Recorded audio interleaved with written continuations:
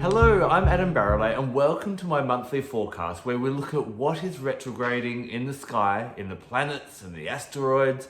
We look at what the sun and the moon are doing, how those energies will impact us here on Earth, and then how we can lean into Mother Earth's gifts to actually make sure that we thrive and take advantage of the lessons that are presented to us throughout this month. Now, this is a really exciting month because it has a lot of opportunities for inner growth and growth out into our lives.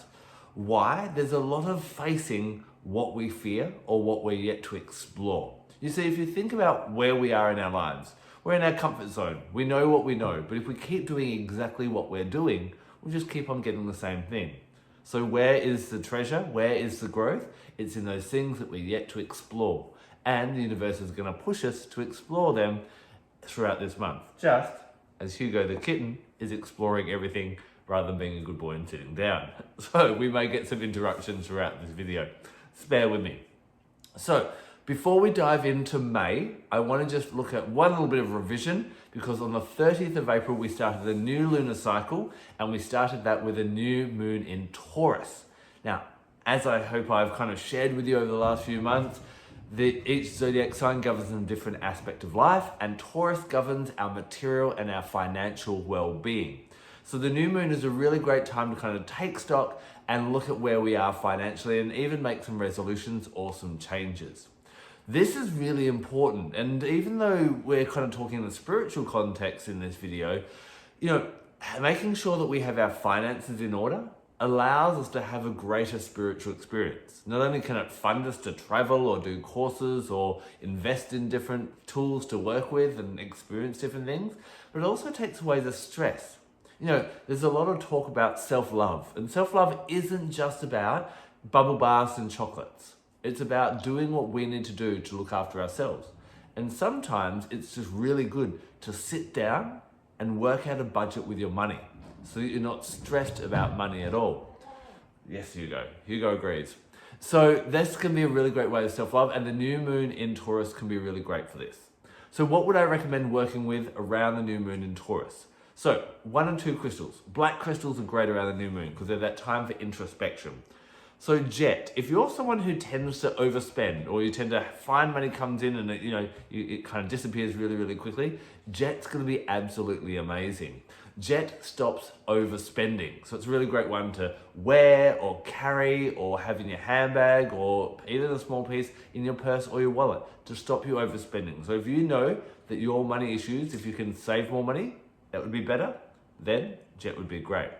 Maybe, however, you're looking at investing money or spending your money more wisely rather than frivolously spending the money you've got. This is where Black Garnet can be really great. What I love about Black Garnet, pop down, come on. He knows we're filming. So what I love about Black Garnet is it grows in squares. And so what happens is any crystal that grows in squares, pyrite's another example, fluorite's an example, they get things in order and they also help us build upon the success we've already had. So we've obviously earned some money and we want to make sure that we use that money for our advantage and not waste it away. And Black Garnet helps us with that. So between the two, jet if you want to save more money and Black Garnet if you want to spend your money more wisely. Now, what essential oil would work really good around this new moon time? Bergamot Mint. Bergamot Mint is not a mix of bergamot oil and a mint oil. It's actually a species of the mint family called Bergamot Mint, sometimes also called orange mint or eau de cologne mint. Now, this one has a very refreshing and relaxing kind of energy about it. And it really helps us to take away the stress of things. Just relax. And when we think about money, the idea of money can sometimes get the heart palpitating. We're like, feeling a bit nervous about it or out of control about it. And Bergamot Mint helps us just to relax into it and go, okay, money comes and goes. I know what's coming in. What's the best thing I can do with it? It takes away that emotional attachment to it. It actually also helps to boost your self-esteem and your self-worth because what tends to happen is the universe will mirror your value and pay you what you believe you're worth. Think for that for a second. What you believe you're worth, the universe will pay you. How much you're worth an hour, how much you're worth doing your job, how much is your time worth, your energy worth. These are the type of things that Bergamot Mint helps us to feel comfortable with and thus allows us to feel comfortable actually saving money as well. So, It's going to be like that today, I think. So that's what happens in the new moon. So now we move into May. The first significant thing that is happening is we have what's called a cross-quarter celebration or festival. Now, this will vary whether you're in the Southern Hemisphere or the Northern Hemisphere. So let's talk about the Southern Hemisphere first of all. So we have just had our autumn equinox. We are actually halfway between our autumn equinox and our winter solstice on the 5th of May. This for us is our Halloween, formerly known as Samhain. Now, this is believed to be the time when the veil between the worlds is thinnest. So this is when we can connect with our ancestors. So this is a great time to actually let go of any attachments to anyone who's died maybe in the last year. What I love to do is actually burn a candle, see that light and think about the light they brought into my life, and then blow out the flame. And it's not that you're forgetting about them, it's that you're forgetting that you're letting go of that emotional attachment that keeps you held back from loving other people. If it was a partner, from allowing that spirit to move on to the next realm. That's often where hauntings can happen as well. So that can be a really great way of releasing that. But we can also connect with our ancestors, ask for their guidance, honor them, think about the lessons, the legacy that they brought, both the good and the bad, and what we can do in that way. Hold on, we're gonna have to deal with this. The other thing this is a really great time to do is to connect with our spiritual team. Who's your spiritual team? That are your animal totems, your angels, your guides, and your ancestors. Those of the other realms that are around to support you and help you on your journey. So it's a really great time when we kind of consider death. It's great to consider our own mortality.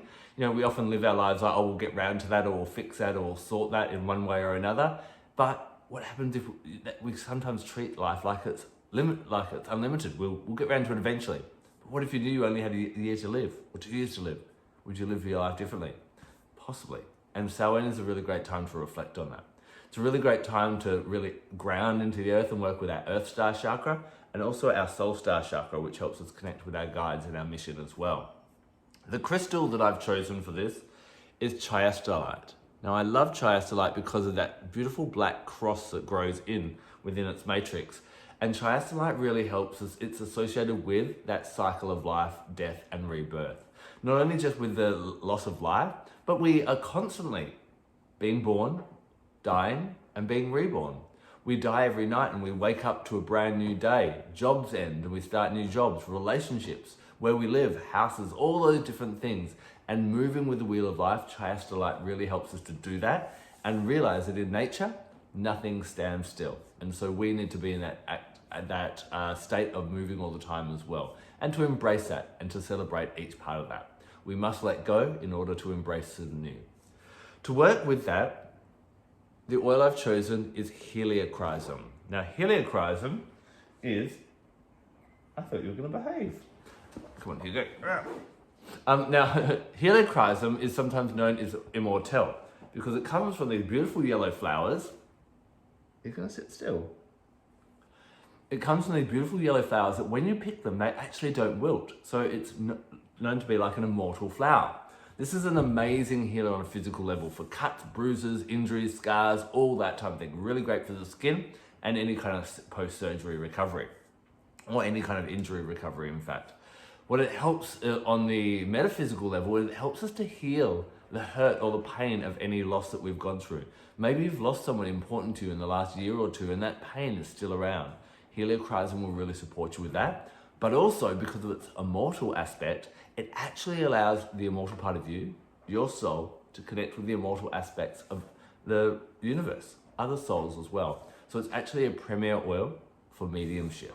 Now, that's what's happening in the southern hemisphere. And you may be wondering, why is it on the 5th of May and not on the 31st or the 30th of April? Well, the rotation of the Earth around the Sun is not exactly in alignment with the calendar. And that's why we have to have a leap year every 4 years to try and get us back into alignment. So what you'll find with all the solstices, all the equinoxes, and all these other festivals and celebrations, they'll fluctuate by a couple of days each year. Right, now, you're in the Northern Hemisphere, you're wondering what's happening about me? Well, it's the opposing. You've had your spring equinox and you're heading towards your summer solstice. Whereas we're focusing on the death and the ending of life and the crossing over of Samhain here in the Southern Hemisphere, if you're in the Northern Hemisphere, this is a time of birth and fertility. You're probably noticing it when you go outside nature. You're seeing a lot of fertility in the flowers and the fruits and the abundance of animals around. Traditionally, this celebration, known as Beltane, was when you and your lover would disappear into the woods for a day of beautiful lovemaking. It's when there was a lot of, hand fastings or commitment ceremonies or marriages and weddings where love was kind of bringing people together. It's when things came together so that new birth could happen. Now, this can be in that romantic way or that sexual way, but it's also about bringing together your yin, your loving, your nurturing side, and your yang, which is your objective planning side, so that you can actually bring and birth things into your life. What do you want to happen in this year? Now is the time to birth this and really kind of work on this. It's a great time to work with the heart chakra, to do what we love and to give love into and love and passion into what we actually want to do. To start getting that give and flow back with the universe, where we're giving to the universe and the universe will start to give to us. That way we'll have a fertile or an abundant life. The crystal that I love to work with at this time, it's a beautiful, maybe my favorite heart chakra crystal, is watermelon tourmaline. Now you can see here you've got the pink tourmaline in the middle with the green around the outside, just like a watermelon. And we know that the colors of the heart chakra are the pink and the green. And so it's about this give and flow. You'll also notice that watermelon tourmaline grows in these shards. So it's about moving energy backwards and forwards. Is there love coming and going? And so this is a great one to work around with Beltane. The oil that I've chosen is vanilla.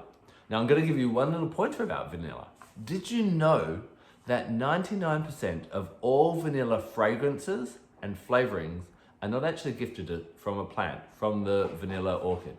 They're made in laboratories.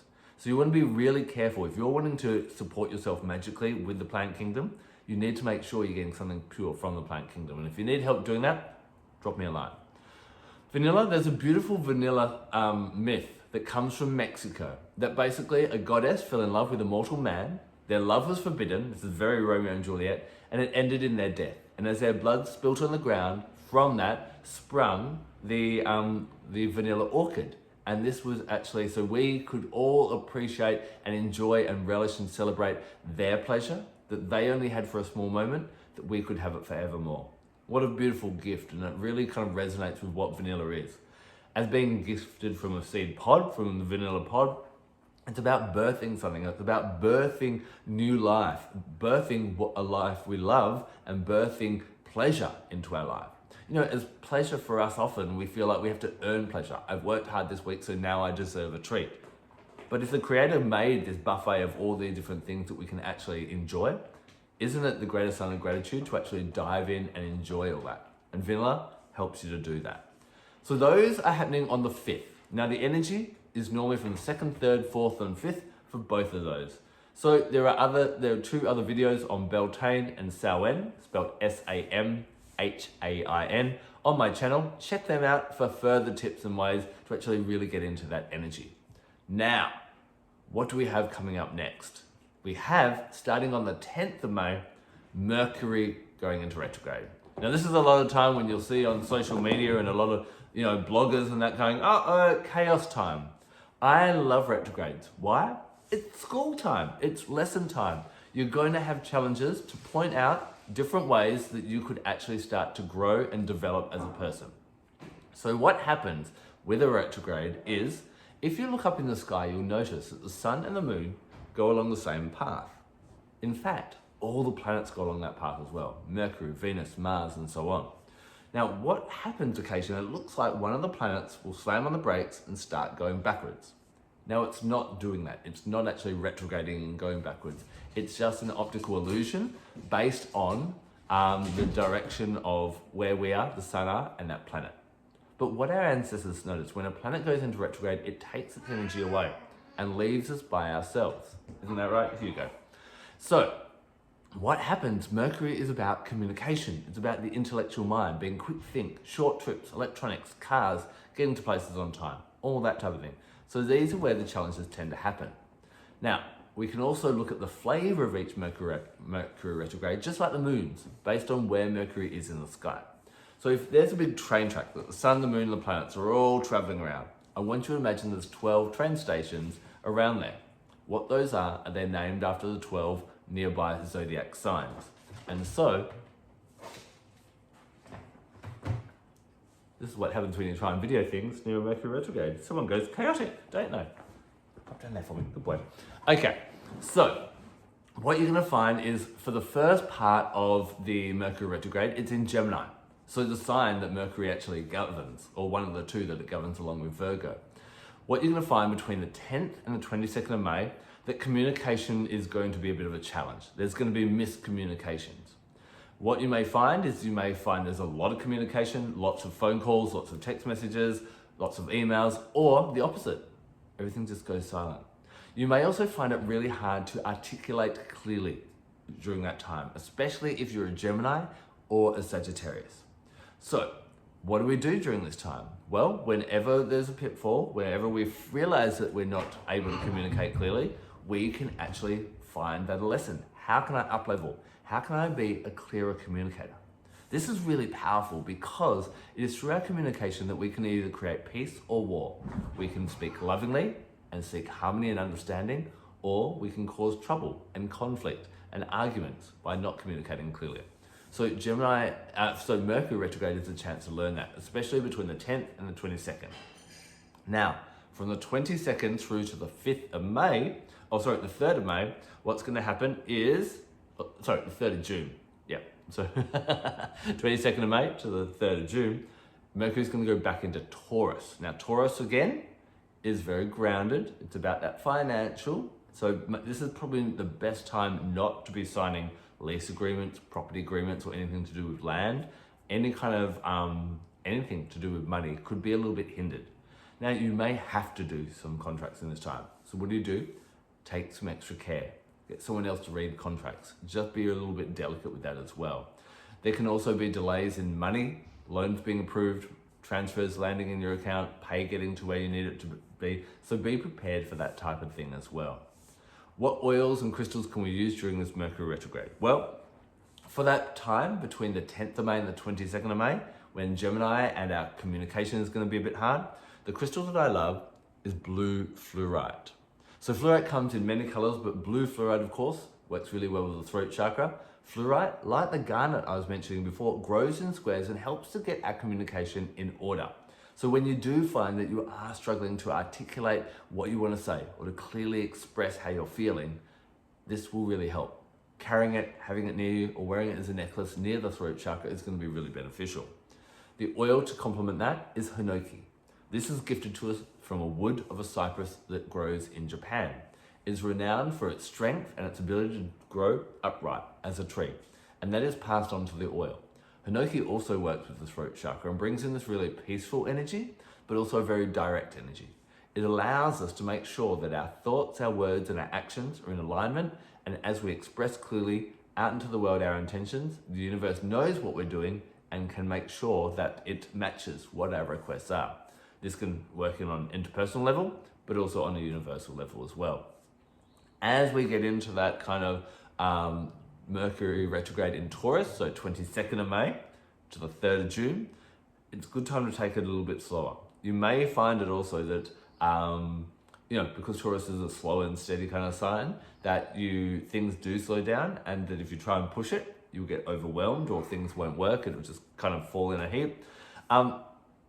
It's another reminder to get your money in order in this time as well. Our intellectual mind isn't at the best, but our intuitive, because that kind of shuts down a little bit, our intuition is quite strong. To keep you grounded during this time, my favorite grounding crystal for any Mercury retrograde, but especially this time with that in Taurus, is Botswana agate.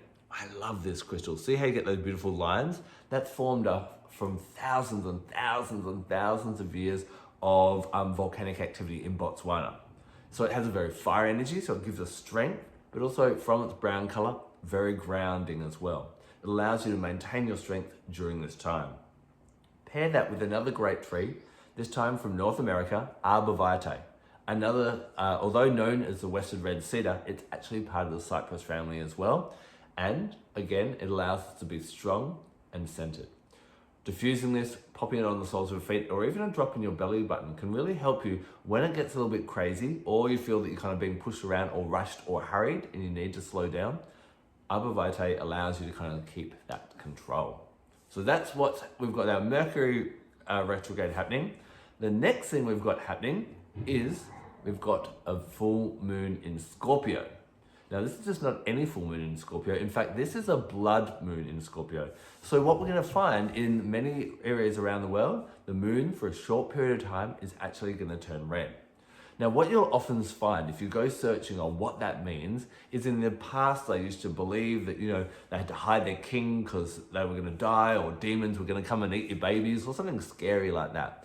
And you can imagine before we had the astronomical wisdom as we do these days, and we know what's actually happening, watching the moon turn red would be pretty scary. We now know that it's just because of the position of the sun, moon, and earth, and it's a perfect balance. So the blood moon actually now gives us an opportunity to really hone in on what we're passionate about, what drives us, what is coursing through our veins. And this works really well when we looked at what happened with Pluto going retrograde last month as well. So we're looking at our inner motives. What do we really want? So this is not a time to just ask for a pay rise, or ask for a new house, or ask for bigger muscles or something like this. What does your soul desire? That's what we ask for on a blood moon. Now, the fact that it's in Scorpio, and Scorpio traditionally governs sex, death, and taxes. What does that mean? Well, what we don't talk about, sex, death, what we try and avoid, and taxes, what we don't want to think about. So it's about all the repressed, the ignored, all those different types of things. And so, again, remember we were talking before about that aspect of, going into the things that we haven't looked at yet, that we've been avoiding, that we've been ignoring, all that. The full moon gives us that strength and that power to do that. Now is the time to go into the dark day caves of what you've been fearing. For it is in those caves, those unexplored depths, that the treasure is. Now, what does this mean? It may mean doing something that's been on your mind and you've been thinking about, but you've been avoiding. Maybe you're scared to. Maybe you need to have a conversation with someone. Maybe you need to put your hand up and go, I'm going to give this a try.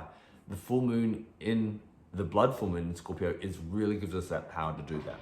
It's time to set resolutions within ourselves and with the universe, ask for the universe's support, get out there, get into the caves and grow and find the treasure. To support you in that, Star Ruby. Now you'll find in about 5% of rubies, when you shine a light directly on a polished side, you'll actually get this 6-pointed star, different from a garnet, which is a 4-pointed star. And this really has a magical kind of sense to the ruby. It kind of elates it a little bit more. We know rubies are very much about passion, they're about blood, they're about protection and guiding us as we go on our mission. So that's going to work really great around the blood moon. And then we've got rose essential oil. Of course, rose helps us get back into what we truly love and bring us to that real high vibration. So this is a really powerful moon to really make some powerful declarations and intentions for what you want to manifest. One way you can do that is by using either red wine or pomegranate juice and infusing that intention in there, then drinking half of it and pouring half of it on the earth. Just a little ritual I want to slip in there as well. So those are the major things happening in May. And then just as we're about to finish, we are going to start our next lunar cycle. On the 30th of May will be the new moon in Gemini. Now we'll talk about that a bit more next month, but Gemini is about the intellect and study and our mental health and well-being. This is a great time to actually chill out, to get curious about what else is possible, to do a bit of daydreaming and start imagining your future. As we look for the full moon in Sagittarius in June, that's a great time to expand our network and get out there as well. So what else is possible? I want you to really play with that saying around the new moon in Gemini. To work with that, Hypersthene is really good. Again, we're going back to a black crystal for a new moon, but you'll notice that when I move it, there's these flashes in it, like flashes of inspiration. This is both a protective crystal, but also a crystal that helps our intuition and brings different ideas in. Pair that with fennel. Fennel is used physically to help us with digestion. Really good for any type of cramping I've found. But what happens when we're worried about life? we feel crippled, we're cramped, we're doubled over in anxiety, we get butterflies in the belly. Fennel helps us with that. It helps us realize that we have choices. And coming on for that full moon energy, this is a beautiful kind of second chapter, allowing you to go, you have a choice in how you interpret your life and what you do with your life. You and I can go see a movie, we walk out and I go, that movie was brilliant. You're like, no, it was rubbish. So was the movie good or bad? The movie was just a movie, we decide. And it's the same with life. Fennel helps you realize that you actually have a choice in deciding how you relate to your life, how you enjoy your life, and what you make of your life as well. And so start thinking about, again, what else is possible. It's a new moon in Gemini around the 30th. So to summarize, as we finish off April, we've got the 30th of April. It's a new moon in Taurus, a time to get our money in order so that we can go in and go into these caves and go on all these adventures and not stress about money. So feel empowered by that. On the 5th of May, in the Southern Hemisphere, it's Samhain, a time to reflect on death, our own mortality, those of the past, and our spiritual team. Whereas in the Northern Hemisphere, this is Beltane, a time of love, connecting with others, and uniting the masculine and feminine energies, either with a lover or within yourself, and birthing new things. We then have Mercury going into retrograde in Gemini on the 10th to the 22nd of May, and then from the 22nd to the 3rd of June, it's in Taurus. So watch our communication, read things carefully, and learn the lessons that Mercury brings us. We had the full blood moon in Scorpio on the 16th, a time to reflect on what we truly want and yearn for, almost that animalistic yearning as well. And then we have our new moon in Gemini finishing up May on the 30th. So I hope that's been insightful. Bring those different gifts into your life to support you and take advantage of this time. Until next time, I'll see you again in a month. I'm Adam Barralet. Blessed be.